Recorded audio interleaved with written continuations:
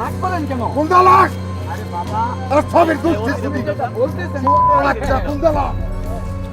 আচ্ছা ভাই শুনেন রে ভাই, আস্তে আস্তে। লুঙ্গি কাছা দিয়ে এভাবেই সাংবাদিকদের ওপর হামলা করে বনদস্যুরা। গাছগুলো আপনি কাটাইতেছেন? আমনের গাছ কাটাই না কি কাটাই এটা আমনের কি? আপনি জিজ্ঞেস করছি এটা কি আপনি কাটাচ্ছেন? আমনের কি আমনে মোবাইল তো মোবাইল লক করে মুড়া দাবাই গেল মোবাইল কেন ভাঙলেন? আচ্ছা ভাই শুনেন রে ভাই, আস্তে।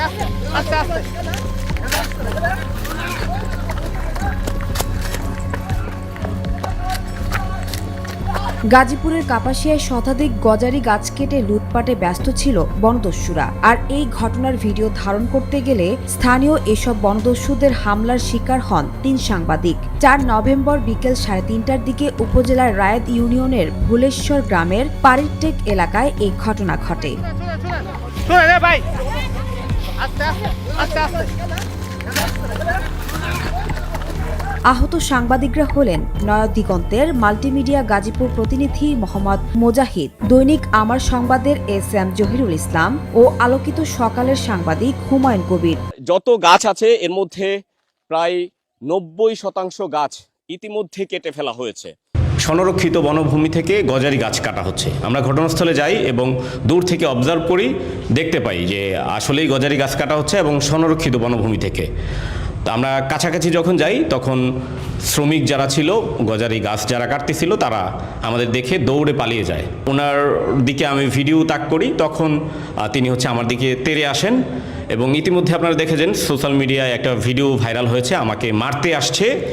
কাপাসিয়া উপজেলার রায়েদ ইউনিয়ন স্বেচ্ছাসেবক দল যুগ্ম আহ্বায়ক, তিনি আমাকে মারতে আসেন এবং আমি বারবার বোঝানোর চেষ্টা করি। দেখেন, ওনারা বারবার বলতেছে যে এটা জোত জমি যদি থাকে ঠিক আছে, ফরেস্ট ডিপার্টমেন্ট আপনাদেরকে পারমিশন দিয়েছে কিনা, আমি খোঁজ নিয়েছি, কোনো পারমিশন দেয়নি।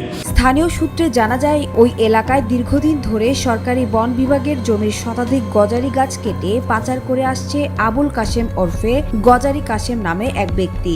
তাকে শেল্টার দিয়ে আসছেন কাপাসিয়া উপজেলা স্বেচ্ছাসেবক দলের সদস্য সচিব সিরাজুল ইসলাম। বিগত দিনে কোনো সরকারের আমলে এভাবে ওপেন দিনের বেলা কখনো এভাবে গজারি বন কেটে উজাড় করা হয়নি।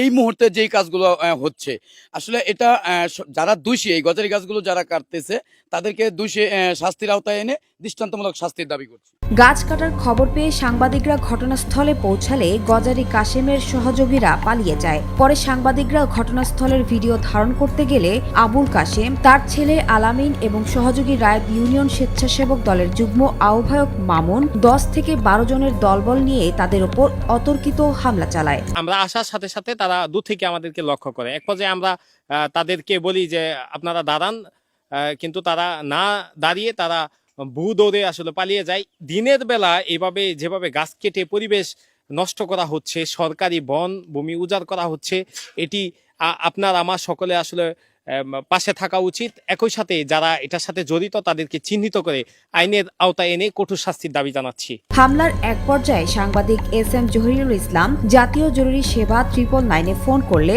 পুলিশ ঘটনাস্থলে পৌঁছে তাদের উদ্ধার করে। আহত সাংবাদিকরা বর্তমানে কাপাসিয়া উপজেলা স্বাস্থ্য কমপ্লেক্সে চিকিৎসাধীন রয়েছেন।